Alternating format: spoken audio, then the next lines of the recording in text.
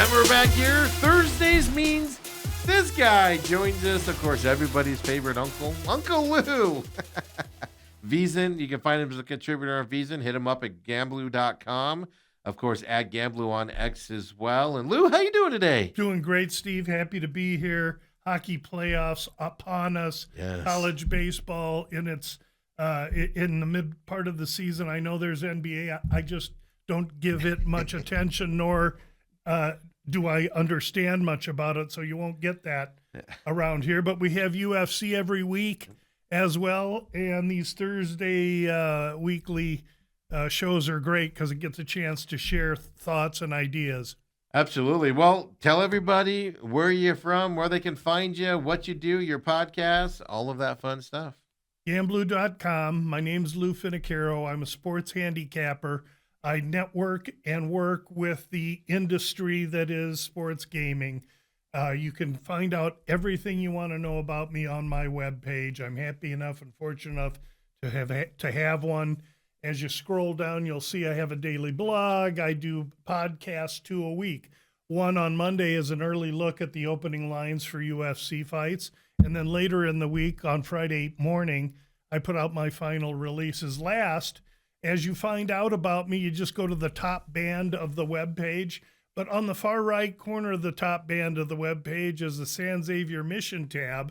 And it is, even though it's off to the right, it's probably the most important tab there because we highlight and contribute to the San Xavier Del Bac mission, which is just south of Tucson here in Arizona, America's or the United States' oldest mission, 1690, 70 something, hundreds of years ago. They're doing great work there. It's a great cause for Arizona. There's a link that goes directly to the mission there on the webpage.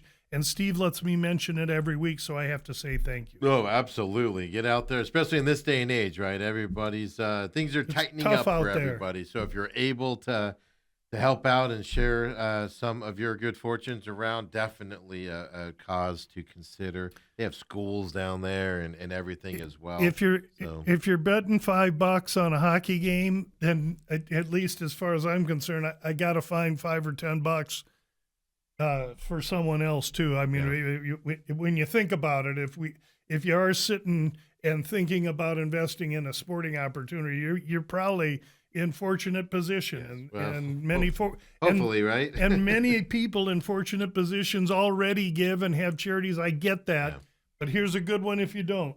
Absolutely. So, Lou, look, you alluded to. Let's talk NHL in a second. Let's get to because we'll spend a little bit of time on that with playoffs starting this weekend. Got a lot to say. Oh, and it's been a fun end of the season here for them as well. But just really quick, college baseball out there. Yep. UCLA finally lost UC Santa Barbara the other night. Number 1 seed for them. Big upset. I do expect them to be number 1 still with the way they've played. But they hadn't lost it like February 14th or February 24th or something to that effect. Right. Let me know your philosophy on that. I know I'm high on UCLA, even going into the College World Series. You had them as a team to futures pick earlier. Yeah. My opinion is they need to lose going into the regional, super regionals things. Just to get that taste in their mouth and kind of recalibrate. Are you on that bandwagon? Absolutely, I am. I hate a team that goes in guns a-blare and hasn't lost in 2 months. That's like the curse, man. You're ripe as a Georgia peach. No, these teams, I prefer a team, and the NHL playoffs are going to exemplify it. I want a team that's had to struggle and a team that plays a certain way. And I can tell you that whether it's UCSB, whether it's Cal Irvine, Cal Fullerton, Fresno, there's West Coast teams can play baseball. Those kids are good. They may not play offensive tackle in the SEC, but they can play baseball. And you got Oregon State, so there's good baseball on the coast. Don't underestimate them, but it's good for UCLA to get their nose bloodied a little bit, because if you're going to try and compete with the SEC, who can easily have a team 10-7 go in and win it all. Absolutely. Because they're beating each other up, you want to get in some dirt fights. Yeah, no, I mean it was, and then I even take it a step farther. And like I said, I'm going to sound like I'm disparaging Santa Barbara, but I'm not. Well, maybe I am. But I'd rather see them lose to a team like that, a lower. Because if they would have gone and played, I'm just going to throw out like a really good team. Like if they went and played Tennessee, I know different conferences, and lost to 10, it's easy to go, well, we lost to a good team. We'll get them next time. You lose to a team that's technically next tier down from you, I think that wakes you up even more going forward. Yeah, I think few coaches are going to put a degree on a loss Okay. because no loss is a good loss, and that you can teach from anyone. And that's the point of a loss, even in life. When we lose or get dropped, you got to get up and overcome what the loss was, and that's what the baseball teams are going to have to do. I mean, you brought up a team, with a not so great record, possibly winning it all. I just want to point out Florida is going on a run right now. They're 27-10, ranked 20th in the country. They've been unranked for a long time. They're and been typical struggling. too. And now they're just waking up here, right? This is just exactly what they do. They have one of the best coaches in the country, Irish kid, Sullivan, I want to say his name is. The dude lives in Omaha. The teams used to be in there. And they're the team I was referencing that came into Omaha 10-10 and went to the finals. Yeah. I was making fun of them. I was like, they don't deserve to be there. I'm And telling then you, they this win SEC the is murder. Even though they had an off year last year, let's see what happens this year. Yeah, so that's just funny. I just wanted to mention that as well. Anyway, I don't worry about UCLA. They need to get their nose bloodied a little. I like to keep an eye on a little. I mean, Coastal Carolina is a small school. They're making a run right big now. magic right now. We'll have to keep an eye on them. They went from 11th to 7th this week. Yeah. Schools, you just don't know that much about. Like Georgia Tech's ranked second and has been highly ranked all year long. ACC, so that tells you something. Yeah, but it's just out of nowhere, right? For them, a little bit, yes. They're North Carolina's right behind them. So I have a bet on North Carolina. We're starting to see some movement here as we're getting deep into conference, and of course the Big 12 tournaments out here in Phoenix too. Don't forget about that at the end of May. They're going to have Surprise Stadium. They're going to have it here. Yeah, it's Surprise Stadium up there. The Big 12. That makes West, sense. yeah, Big 12, Arizona hosts basically. Basically. Oh, Arizona State. Yeah. Arizona State hosts. Arizona State, Arizona. Both are in that division. Yeah, Big 12. Okay, I don't pay attention to college. No, yeah. So I mean, if you're a college, that's what I've been telling people. Don't forget. I mean, it's going to be hot. But the whole Big 12 tournament out there. Surprise. I'll be watching Passion on Ice. I know, for hockey, right? I was telling my wife the last few nights I've got to condition myself to stay up, and they're laughing at me. I said, I'm telling you, because the second hockey game, if it goes to OT, I'm going to have to be up till 10, 11 at night, and I ain't up that late. I always think about that too, and then I'm like, man, I'll be awake. Unless it's a blowout of a game, then you're like, all right, I'm tired, whatever. But generally, they're usually exciting games, so you can just naturally stay up. And speaking of hockey, everything's clinched in terms of playoff teams. Yep. Now we still have some, and this is what fascinates me. Like you brought it up off air there at the beginning, and I wanted to bring it up to you. Edmonton Oilers right now are in second place in the Pacific. Yeah.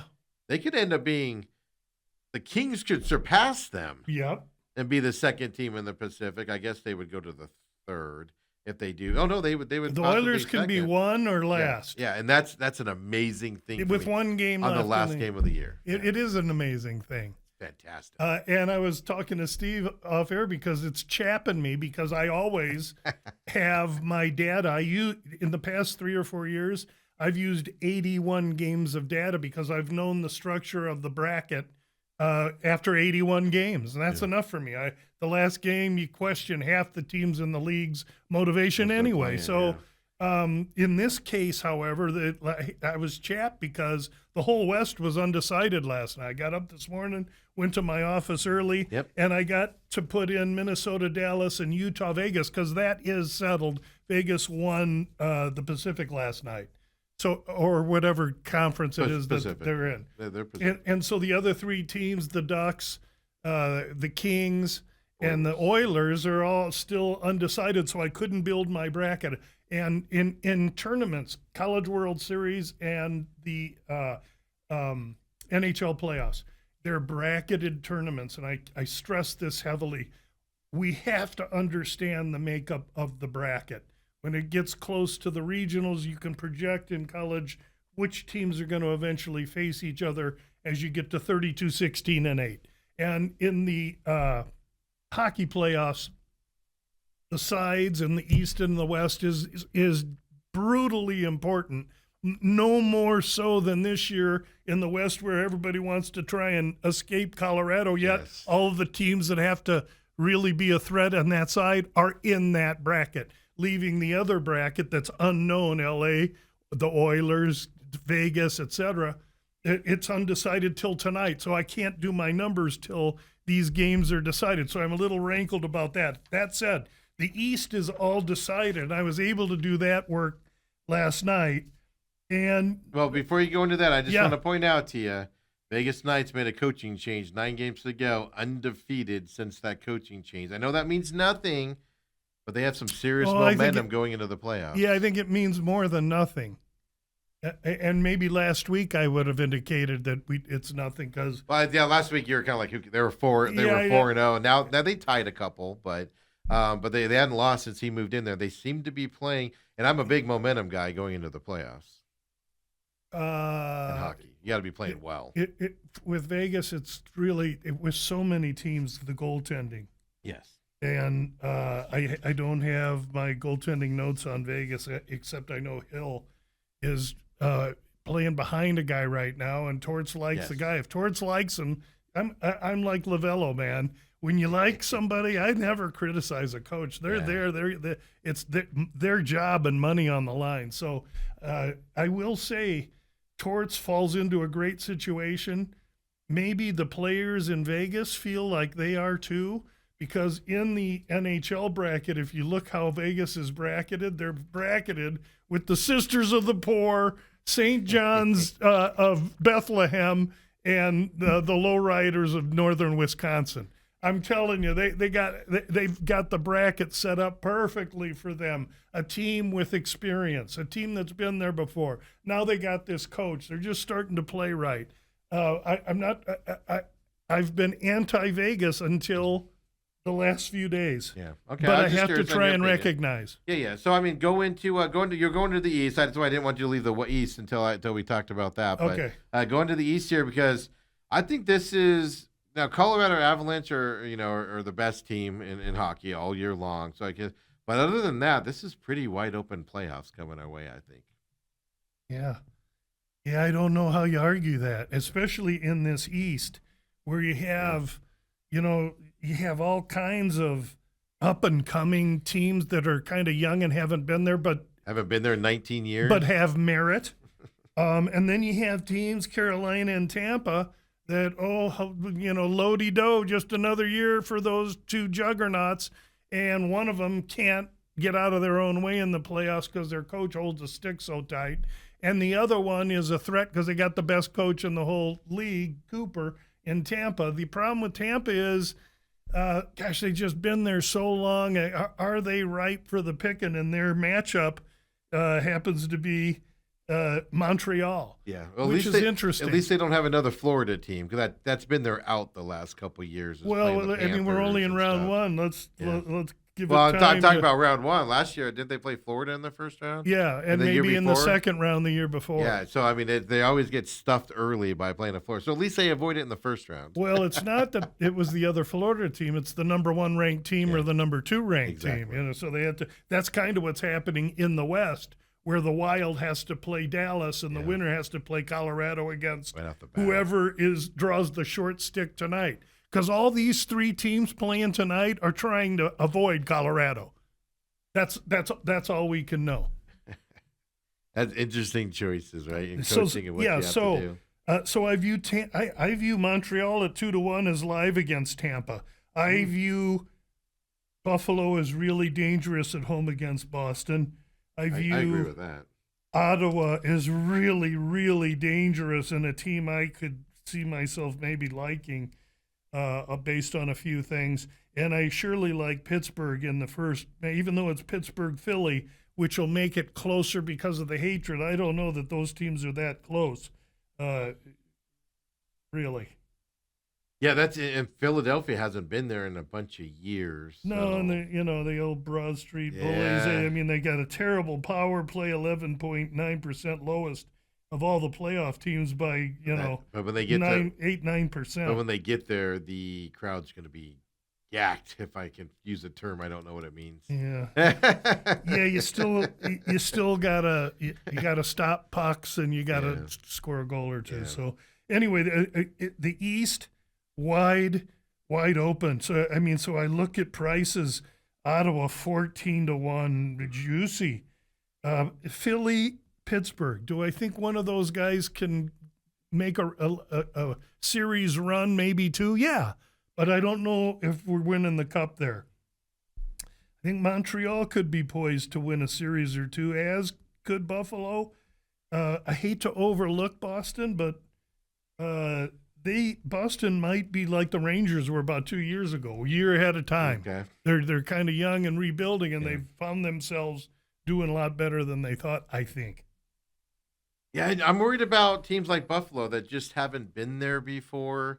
I just worry about that going to the playoffs. In hockey against some more. And I know, Boston's young too.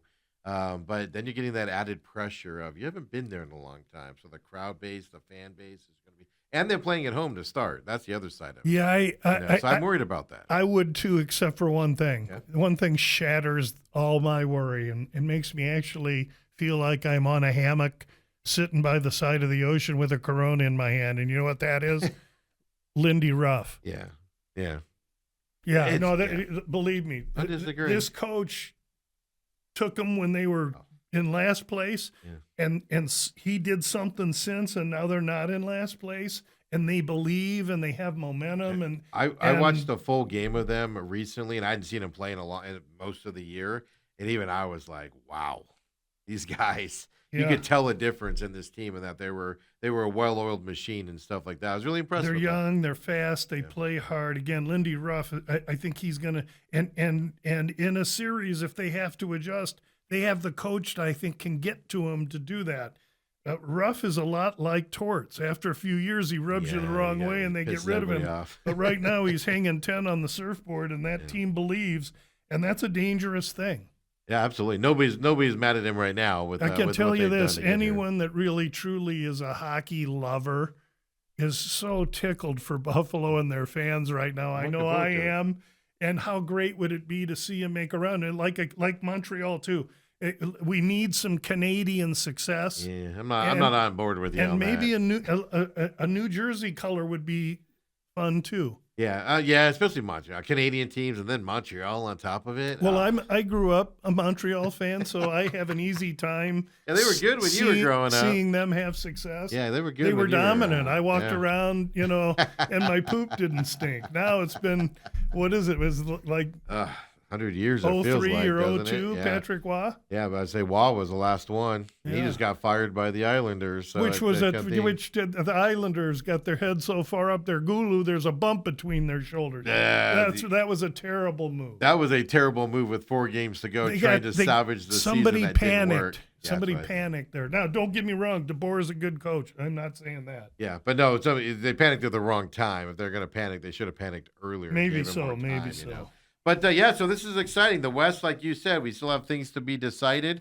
Like you said, to avoid the Avalanche as quickly as possible. Avalanche are the favorites here, but there are some teams like the Kings intrigue me, and I don't know why. They can't score to save their lives. They have I'm being facetious. They have 10 regular season wins this year. They just play defense galore, and they could go in there. We've seen them come in as an 8 seed before and win the trophy here. Years ago. That was when Jonathan Quick, who just recently retired a few days ago, was a rookie in 02 or 03. And by the way, Kings 25-1. I know that number because I told everybody that would listen. The Kings are winning it, and you're going to know Jonathan Quick when you're done. And I got blogs that can prove it from 20 freaking years ago. Nailed that. Yeah, that's how long I've been doing this. Now, I will say this. In those 20 years, I haven't nailed another 25-1, I'll be honest with you, but I've had some success at hockey. Yeah. And I can tell you this year, as opposed to heaping money on Tampa and Colorado and expecting them to go far for little return, I might throw a few darts at longer odds, half a unit. Listen, 14-1 for a half unit returns you 7 units. I'm a 1 unit better. Come on. It'll be interesting to see, how do you want to get what my final positions are, that's a great question. Thanks for asking, Steve. You're welcome. That's Gamblu.com on Saturday morning. Now, Friday, I'll have a write-up as to how I work, how to look at things. There may even be a future position up. But Saturday morning before the games start will be my final positions. Why do you wait so long? I always do, especially in hockey, because here's what you're going to see when the season begins. Ottawa, some road team is going to go to a home team. And the home team, game one's going to be minus 170, and they're going to win 3-2. And the next game, they're going to be minus 200. So you're going to get the benefit on the underdog on the road at a great price if you wait, and especially if you wait 10 minutes before the puck drops. Now, I post my positions probably 45 minutes or a half hour before the puck drops, so you got time to go there, see what I think, see what you think, and decide what you want to do. But that's the MO, and that's what'll be written up on Friday. And then for the rest of the playoffs, there'll be daily fodder on the Gamblu.com webpage. Yeah, so check it out, definitely. And obviously follow them on Twitter as well. At Gamblu as well. If you have questions or if you're, watching it as well, definitely give them a follow there. But it's an exciting time of year. Yeah, you say, Lou, you took this team against that team. Well, that's what I was alluding to. That's one of my favorite things, Lou, is when you post something and then just seeing that one guy just shoot right back, like he's angry at his house. You're like, oh no, I do. This. I do. I half do that to poke the stick at the bear a little bit, try and get a little reaction. I guess it does make me laugh a little. But that's coming up Saturday, so it's big time. Follow Lou, of course, and all open there on his website this year, not behind the paywall. So check it out as well. And look, at least it'll, for those of you that aren't big hockey fans going into, this is the most wide open I can remember an NHL playoffs being. Last several years, you're like, okay, these 2 to 3 teams, and then one of them does. Well, but and everything. Now you can see some runs. But you're top heavy.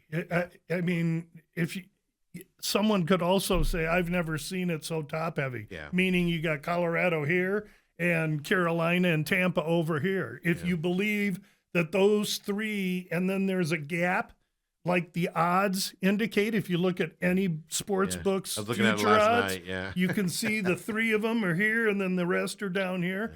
Yeah. I'm going to go fishing in the deeper waters. Perfect. Yeah. I'm not going to, I've been telling you all year long how I want to try and find a way to beat Colorado. Now, I don't want to be a hypocrite. Here, I do have to say this. In the Masters, and I think I tweeted this out, day 4 of day 3 of the Masters before round 4, I took Rory to win the tournament. You did tweet this out, yeah. Okay, good. In a parlay with the Colorado Avalanche to win the Cup.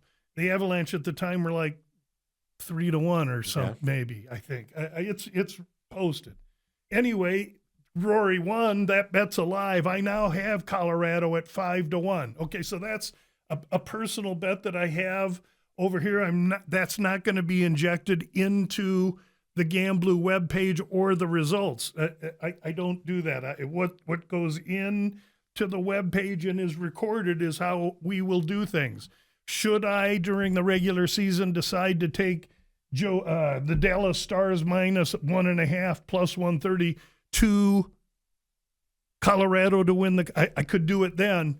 But what I'm saying is what the website will possess will be everything that's given on the. Yeah. So I don't want to be a hypocrite if somebody hears me say, "Well, I got 5-1 on Colorado." I know, they're gonna be like, "Well, you didn't tell us that." You dirty rotten. I don't know if it was Twitter or where I saw that, but I did see it somewhere, so you did have it out there. But I know the website's where you want to be for the official positions, and sometimes you tweet out your personal stuff and things like that. So that's why I say follow Gamblu or add Gamblu on X as well from that side. So. Look, I'm excited for this weekend on Saturday and everything. It's going to be a great weekend of playoff hockey and getting started with everything else happening in the sports world, including UFC, Lou. Oh, yeah, we have a UFC card this week coming to us from a cocky city that didn't make the playoffs, Winnipeg. But we'll be able to talk a little bit about fighting in Winnipeg when we come around the corner, too. So we got to talk about some fights from last weekend, a UFC numbered event, some big fights, some How'd we do last I don't know week? about controversy, but I tell you what, Lou, let's take our break real quick here, and then that way we can come back and just blow Perfect. through the UFC with no interruption. We'll look back to last week on a few of the fights, look ahead, of course, to this weekend from Winnipeg, Canada. Burns, and is it Mallet or Malot? Because he's Canadian. Mike Mallet. I thought it was Mallet. I wanted to make sure. Or Malott. Malott. There we go. Yeah, because I was like, I think there's a. I think it's Mike Malott. But we'll talk about it. Come on back, folks. The main event with Uncle Lou here on Thursday.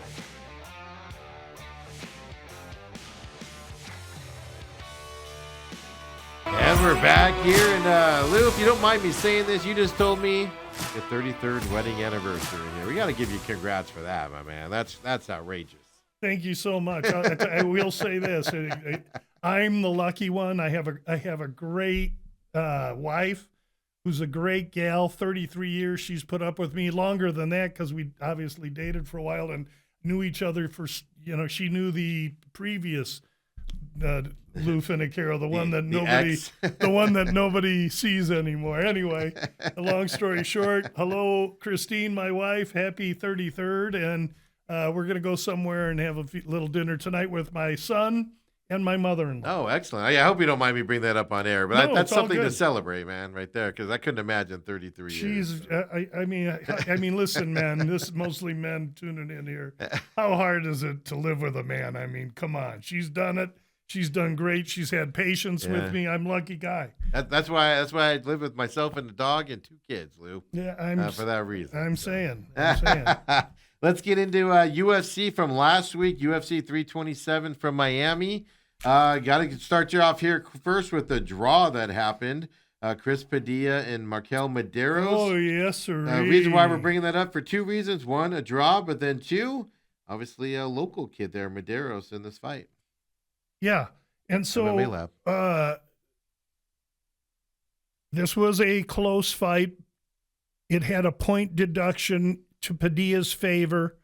The point deduction, I think, forced the decision to be, at the worst scenario, Padilla in a draw.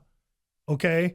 If there was something other than that, then I believe it should have been as it was originally announced. Padilla, a winner 28-27 in 2 cards, and then a draw in the other card. And for the UFC to wait 40 minutes or 45 minutes and then change the result of the fight is astonishing. For the books to uphold it is also astonishing, because a lot of times those grade right away and nothing, and you're in and out.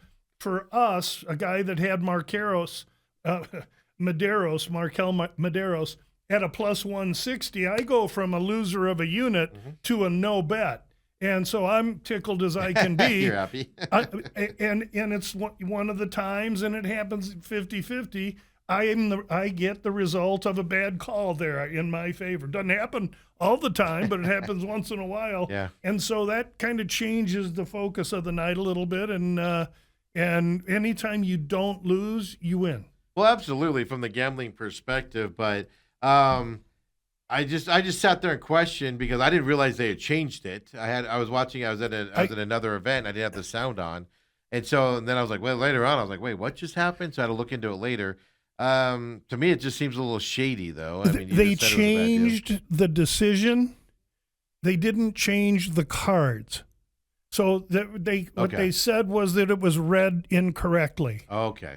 So there was no, hey, we got, and so Padilla has filed a protest, wants to go back and have some looks at that. And if they awarded him the win, I wouldn't be surprised. He won the fight. I mean, I had Medeiros, but I don't think Medeiros won. Yeah. It was the point deduction that was foundational in Medeiros not winning the fight.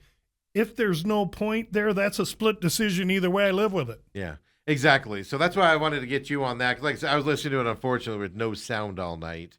So I was kind of like trying to figure out what happened. Well, you watched it then. Who'd you thought? No, I thought Padilla did it. Yeah, okay. As well. Good. I thought it was saw his. The same fight. And that's why, like I said, for me, it was like 2 hours later. When I thought Medeiros was. When I realized it, because I saw the payouts. Because I went with you with with the MMA lab kit. I had got him at plus 130 last Thursday. So I you're think. thinking for a couple hours you're a loser. Yeah, You and look then, at the then all card of a and it's sudden like, I'm whoa. like, where did this money come from? I'm like, did I hit something I didn't know about? That's Well, a then big you found odd? out. Yeah, that's how I found out. So going back and reading, it was kind of interesting. So, A pleasant surprise. kind of one of those things where it's like, man, if I had the sound on, it would make more sense to me as I go on, right? But obviously, that Well, was a you big either got to watch the fights or you got to drink Chardonnay and eat cheese, Steve. I don't know. I was at the Rattlers game. We cover that. So I was watching indoor football, so I had to pay attention to that while watching fights. What do you think of Medeiros, right? MMA lab kid here. What do you I think thought of him in this fight? he couldn't fire. He was hestant, slow, That's what I thought. and couldn't fire. He needed to go fire. Padilla would. That's the difference in the fight. Padilla walked him backwards, and Medeiros was a little bit hesitant. I put him down as timid, is what I. is the word I he had wrote down. wasn't firing. I haven't talked to Coach this week. We talk about his fighters always after the fight, never before. Yeah. So I don't, when I pick his brain, I'm picking his brain about guys, especially in the 45-35 division that he's faced before. That's where I get my best information because he's had to prepare his fighters for those guys, and I can get great insight in those guys by communicating with him. I have my next question is Aaron Pico and Patricio Pitbull here in this fight, featherweight, the last prelim fight here. Unanimous decision here for Pico. One, the tattoo on Pitbull's back drove me nuts this whole fight. But two, does it change your opinion on Pitbull and the way he fought that fight against Pico? He's 38. I was up. That's what I'm wondering. I was up putting charcoal on the grill and doing. I didn't regard that fight as a women's fight, but I almost did. Well, that's what I'm asking. I expected more out of that fight, and I was kind of disappointed it didn't end up being anything. Pico's advantage is wrestling. He needed to stay away from the power of a 38-year-old featherweight or fly. Would they fight at lightweight? Featherweight. Yeah, so I mean, I can't argue Pico's tactics. He was the one that should win the way we thought he should win, and that's what he did. I mean, this was an over 1.5 fight. Now, it was minus 188 last Thursday, and I know it got to 200 something right before the fight. I mean, that's the easiest 1.5 you could have gotten on. It was very, very easy. Did I have it? No. I don't see them all. I'm trying to just find three or four of them. No, I was just curious because Pitbull gets a lot of play, and I know he's older.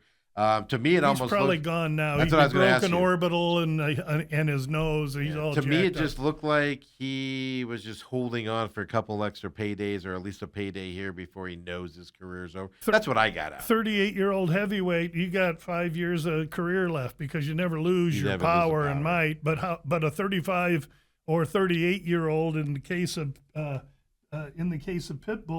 Pitbull is 38 years old, featherweight, 145. That you're 50. Yeah, he can't. He's facing guys 25 years old, faster, quicker, leaner, longer, the whole bit. So you got to respect Pitbull because he's been an icon for 15 years plus, but he's at the end of it. Yeah, Cub Swanson and Landwehr. I wanted to ask you about this one. First round KO, 406 into it. Swanson gets that win. If I remember correctly, last week you said just watch this one. You weren't going to put anything on it. But I want to know what you think about Cub Swanson going in there and getting that KO 4 minutes into this thing. Yeah, what I realized is that they picked Nate Landwehr because he was just perfectly made for Swanson.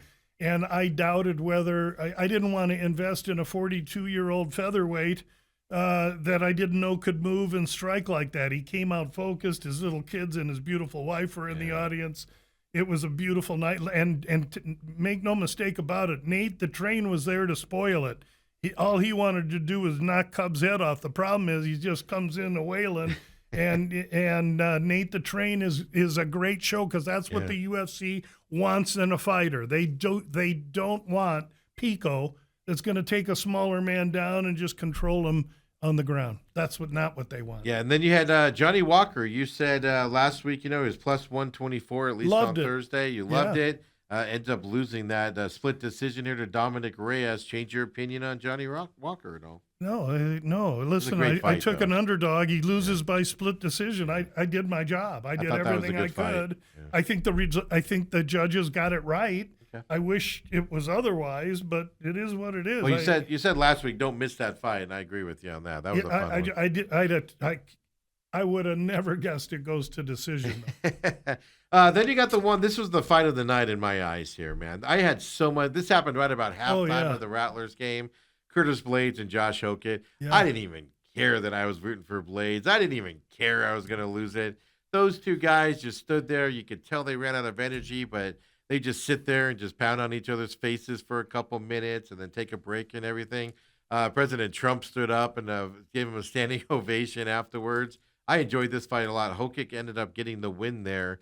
Thoughts between these two fighters, Hokik, his future, even Blades, and what you thought of, I don't think negatively on Blades for losing that fight. I don't think it. I don't. I think very few heavyweights stand with Blades in that fight. Hokett did, and he shatters the opinion of him I had previous to that fight. Now I know, besides being a jagoff, the guy is a good fighter and he's tough and he can move and he's got will.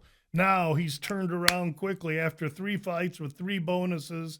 The guy's made $350K in less than a year in the UFC. They're throwing him into the White House card to give him a favorable matchup against the slow as a glacier Derek the Black Beast Lewis.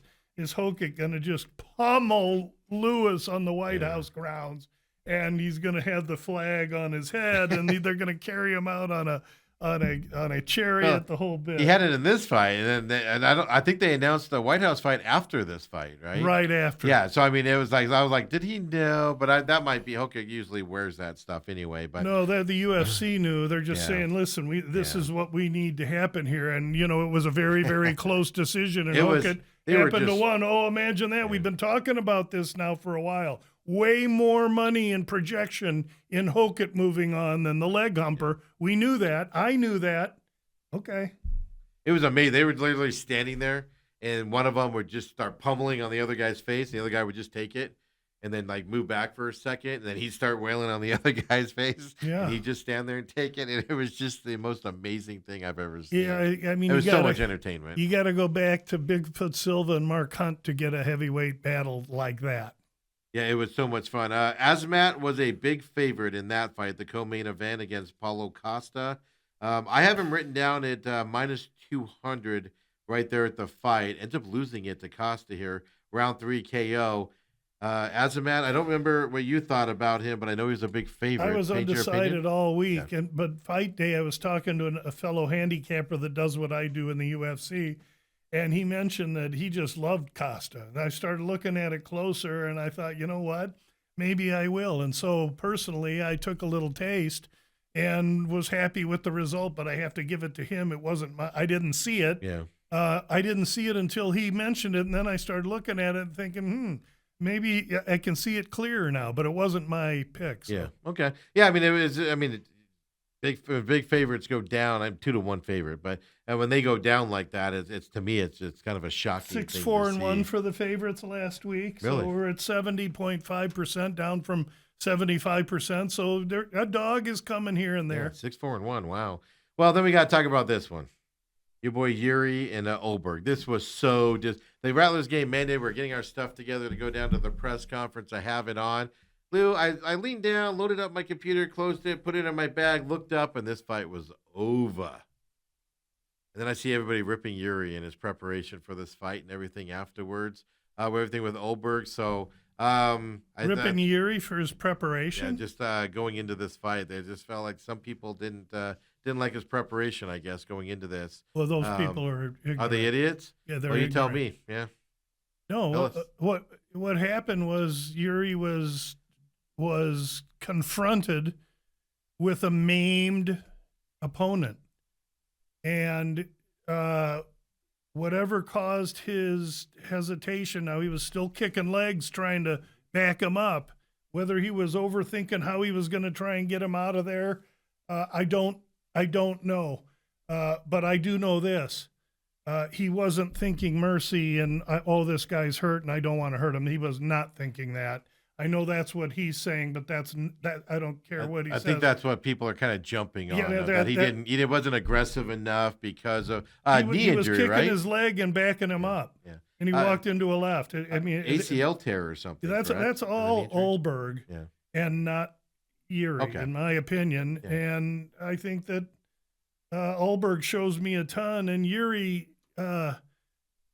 Yuri shows me wrinkles and flaws in his game, and so that was a big miss there for him. Yeah, and I'm always really impressed with a guy that has a serious injury and still able to fight and then eventually get the win in a fashion and stuff like that. It always intrigues me a And little now he'll bit. go have ACL surgery. Yeah. We won't see him for a A year. while, yeah. They came out and said that it wasn't as bad as they I thought hope it not. was. I hope So not. hopefully it's a quicker return. But yeah, so that was the main event there in last week's fight in UFC 327 from Miami as well. And then this week, like you said, we go up to Canada here this weekend for this one. This is just a regular UFC fight night. 5 p.m. Mountain Time is the main card.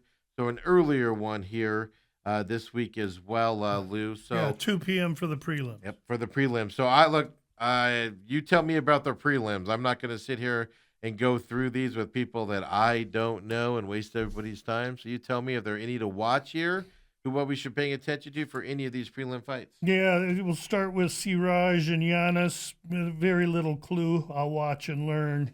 LeBlanc and Valentin. LeBlanc is a Canadian debuter. Valentin 0-3 in the UFC. The only good news here is it's 185 pounds and somebody could get knocked out. Then we'll go to Vologdin, and he fights a guy named Castaneda. Now, here's one I'm interested in. Vologdin's a little sawed-off Russian, 25 years old, 9 years younger than Castaneda, but Castaneda has got a tremendous amount of experience. He's 4 inches the taller man, which doesn't happen often for Castaneda. He's going to have a reach advantage. He's a switch hitter. He's got great wrestling. And what's his price right now, Castaneda Vologdin? I apologize. You caught me slapping there. Give me 1 minute here. So what all I'll say is earlier in the week, Castaneda was a plus 120. And it might have even... He's minus 130 right now. He's minus 130. So this line has switched into Castaneda's favor. I believe it should have. I'm asleep at the wheel. I have not released it. And if I did anything, I'd chase it now. But I think I'll just wait and let it be. But I was at a plus price. I was going to tell you, get on Castaneda now. But I do think he's the deserved minus 130 favorite in this fight. Next one, Raposo Nascimento, 125-pound men that grapple. Next page, please.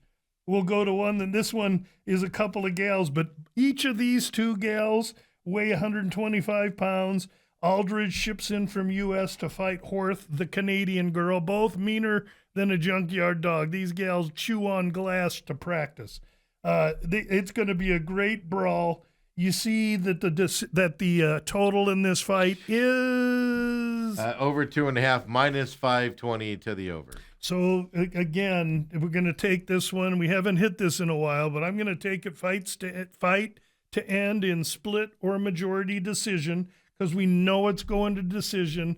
I don't think one of these girls fends off the other. I think Aldridge is live. The problem is she's shipping in from America to fight the Canadian in a fight that's probably going to decision. Home cooking maybe takes us off Aldridge, but puts us towards that split or majority decision. By the way, if you're interested in that, Aldridge is plus 130 right now as well. So down right from plus 250. Okay, so money's really falling down on her side. She's coming on her side, and I believe it should. Horth ain't anything special. Then we got another Kroden against Zeleniakova, a Russian against a Canadian. Again, another Canadian advantage fight. Then the main event in the prelims is Bozer against Serikam, Gökhan Serikam, who's a Turkish fighter fighting out of Belgium. 265 pounds, 35-year-old dude. He mostly a grappler, wrestler, slow, making his debut in the UFC. Bozer, a Canadian, 34, going to be a little smaller than him. He'll weigh in at 255 or so. Used to fight at light heavyweight at 205. He went from heavyweight, had a hard time, down to light heavyweight, left the UFC for a couple of years, found himself back at heavyweight, and now he's competing in a heavyweight fight. We'll get Bozer's best in this fight. He's an underdog, so I will tell you take Bozer in this fight as an underdog because I think he's in a really, really good position. He knows what's ahead of him. He's been here. He's left it. Now he wants it back. think he's going to be in a really good Plus position. 130 right now here on Thursday, 9:49 a.m. Phoenix time, just Yeah, so people because know. in Vegas he's 140 at all the hotels in Vegas. So which doesn't help us at all if you're in FanDuel Yeah, or DraftKings. You're that's paying you're getting 130. perfect. And then we got the, of course, main events here. 2 p.m. is when they kick off. Starts off with Dennis Bazooka and Yeah. Barbosa here. Yeah, Bazooka is a guy that's dropping from 55 to 45, so this one always means I got to watch the cut. He's going to be 3 inches taller. He's about the same age as this debuter, and this debuter is a freaking rabid mad dog finishing machine. And so it's interesting they put Bazooka up next to him, especially having to drop weight. If Bazooka looks anywhere near compromised, actually, if Bazooka looks his best, Mauricio Barbosa's a parlay leg. But if Bazooka looks compromised during the weight cut at all, Mauricio Barbosa inside the distance kind of a play could be something you consider. This is the only fight on the card that I really think is a mow down. Yeah, I mean, he's a 500 favorite. Barbosa is. Over unders 1.5, minus 175 to the under right now. So people aren't even. So that's going to move if Bazooka goes in there and looks like he's struggling to cut that weight. You're going to see that number go even worse for that under. I'm assuming by what you said as well. So be ready for that, I guess, right? For the weigh-ins. And that's why you listen to About Business podcasts on Friday morning. Yeah, we don't broadcast till after weigh-ins are over. Yes. We watch all that. So you'll see all that and that. You got Moises here against Gage Young here. Brazil, United States fighting lightweight bout. Next. Yeah, 25-year-old scrapper Gage Young, 1-1 in the UFC, lost to a decent fighter. He beat a guy named Mahashate. He opens a plus 110. Now he's minus 120 or so. He's a very, very slight favorite. Minus 135. His advantage over Moises is that Moises is 31 and Young is 25. So 6 years equates to numeric advantage in the UFC when you're talking fights. But Moises has tremendous depth of experience, and he's been in with the elite. If Gage Young can beat Moises, it means not that Gage Young is really great, because I don't think he is. It means that Moises is done. And I don't think he's done. I think he's looked bad against the elite of the division, but this is a guy he can handle. And for that reason, I like Moises based on his UFC experience and level of competition faced here. Yeah, plus 114 right now for him. Over under 2.5, minus 195 to the over. Yeah, right with now a dog, well. I just watched that number. Maybe you can get it to plus 120 or so. We'll have to see. I know as I'm looking at my numbers here, 115 is the best number I see right now. So you might as well take it now. But Thiago Moises as a plus price is a good position. Perfect. Then we got a women's flyweight here. Yasmin Judovicius and Karine Silva here battling it out here in this flyweight. No shocker, over under 2.5, minus 280 to the over. 310 favorite here for Yasmin. Yeah, Jazz is coming off a beat down at the hands of Manon Fiorot, the French fighter in her last fight.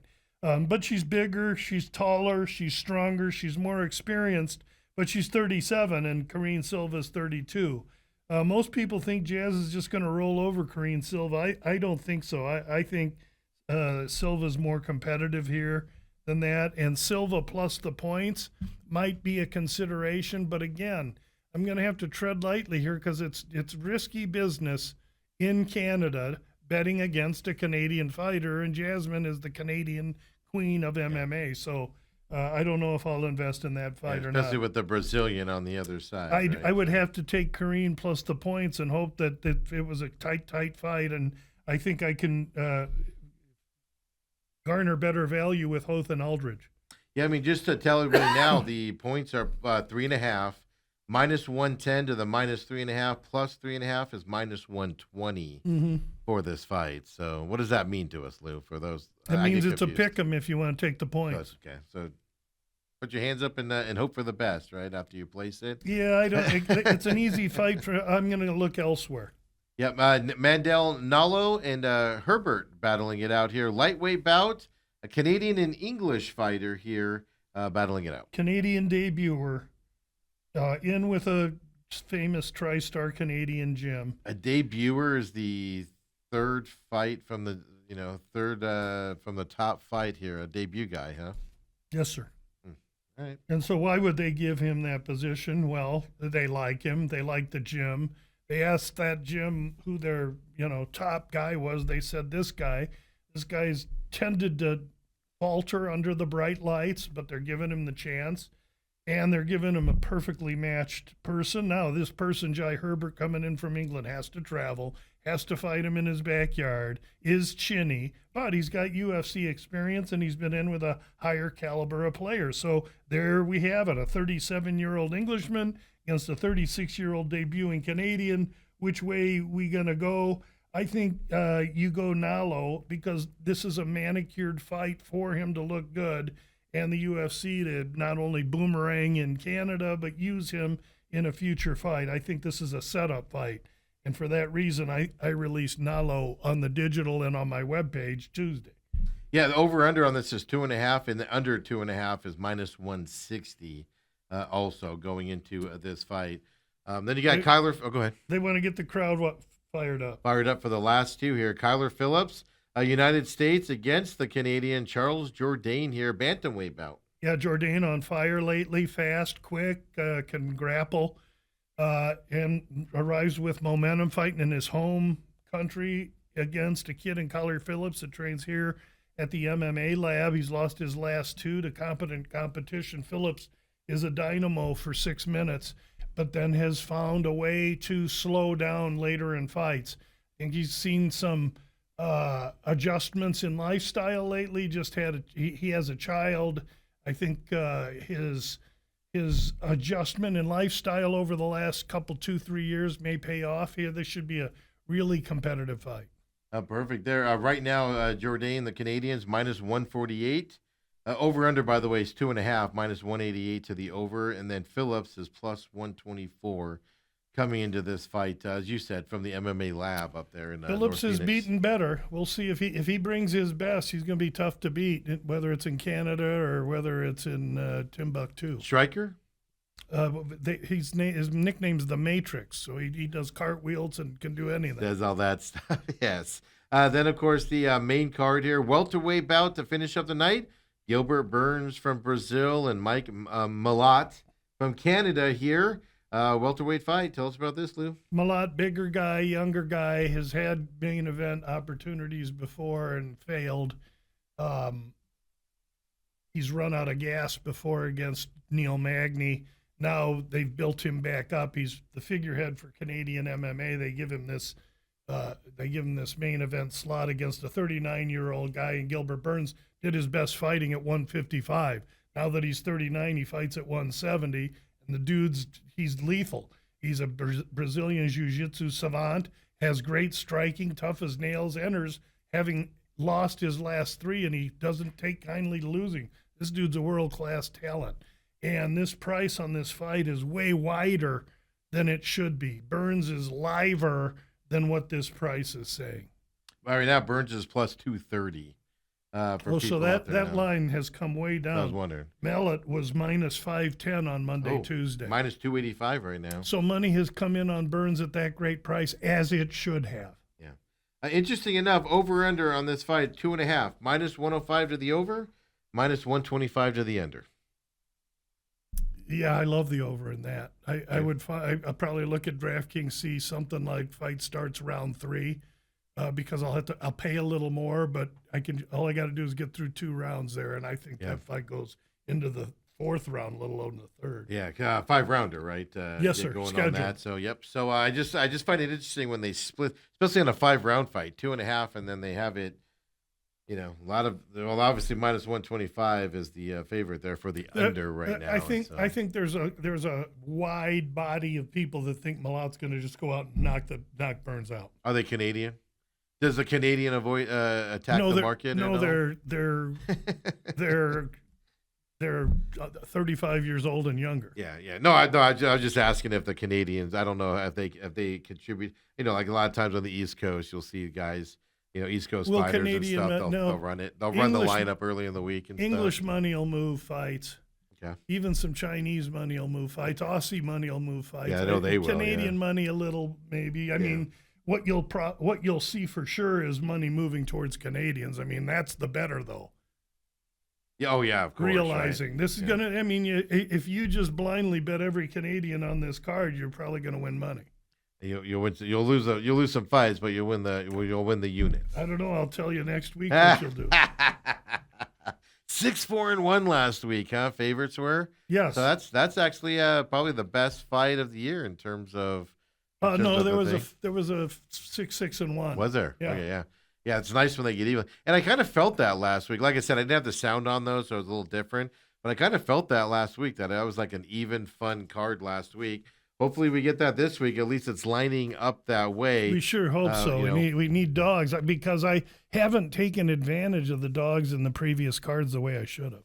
Yeah, it's early in the season. You got to warm up, right? Got to stretch a little bit. Yeah, no, I'm not killing myself, but I'd like to be. Well, business is down like 4 units, so Yeah. I'd like to be up a little, and we will be short soon enough. So how's your Saturday going to go? You're going to get up. You're going to put your NHL releases out. Games are starting that day. Multiple TVs going on here. Yeah. We have the hockey games on in the UFC. Honestly, I'm on Friday, so today I'm going to go back to the office, do what I can. Yeah. But I can't do tomorrow morning. It's Winnipeg, and I think Winnipeg is on Central Time, and so Yes. that means that the weigh-ins will be 7 a.m. here. So before 7 a.m. and I'm up a good deal before 7 a.m. I'll know who the hockey bracket what the hockey bracket looks like for the West, and I'll complete my data and get that hockey done. Then I'll watch the weigh-ins, then I'll do the bout business, and then I'll go to the NHL Network, watch their specials for each side just to make sure I take in all the information that I want. And then Friday I'll postulate what happens on Saturday. By Saturday, I just spit out the releases in hockey. The bout business was posted the day before, and then I actually get to undertake some research by watching these games. Enjoy it, right? Have some fun with that out there. So Lou joins us every Thursday, of course. NFL drafts next Thursday, but Lou will be coming in and joining us as well. So it'll be fun times. I'm looking forward to your breakdown on the mock drafts next week, Lou. Yeah, I'm not a big fan of the mock drafts, and we'll talk about that next week. I'm glad we didn't pollute any airtime this week on. I can't stand this time of year. Lion season. There's nothing to talk can't about. Stand it. It's There's ridiculous. just nothing to talk about. Well, I always tell people, like, when the number one draft picks, only like 65 or 70% of them don't make their second contract with the first team they're drafted by. Most of them are bust, so I don't see why people get generally excited about the draft picks too often, because most of them fail, and then they're 3-4 years down the line.